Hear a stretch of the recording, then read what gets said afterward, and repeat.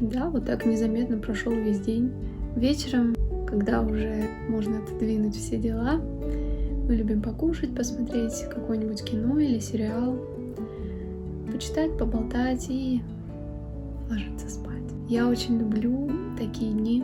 Если раньше мне казалось, что я могла бы сделать больше, или я недостаточно продуктивна, чувствовала какое-то неудовлетворение от прошлого дня, то сейчас я как-то изменила свое отношение. Наоборот, стала гораздо больше ценить такие спокойные и, казалось бы, не очень важные дни, но тебя не делает счастливым просто большее количество выполненных дел. Можно делать очень много, но все еще чувствовать какую-то неудовлетворенность. И таким образом ты, получается, будешь быстрее уставать, истощаться. Вот. И в такие моменты наступает обычно выгорание. А если ты знаешь, что ты делаешь, зачем ты это делаешь, и делаешь, да, ровно столько, сколько нужно, и можешь гордиться собой, даже когда делаешь, казалось бы, не какие-то грандиозные вещи, а самые обычные.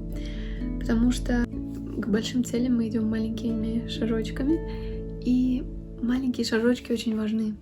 И я рада, что у меня есть какая-то рутина, какие-то привычки уже, и я каждый день делаю что-то, да, я могу тренироваться, например, 15 минут в день, но это замечательно, потому что если смотреть на картину сверху, то это получается, что я занимаюсь каждый день. Это я к тому, что не нужно поддаваться давлению вот этому о том, что надо просто расписывать каждый свой день по минутам, использовать все, выжить максимум,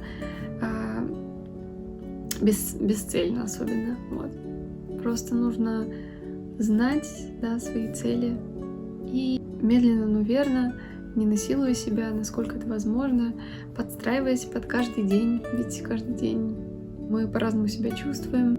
Жить сегодняшним днем, короче. Вот. И все будет классно.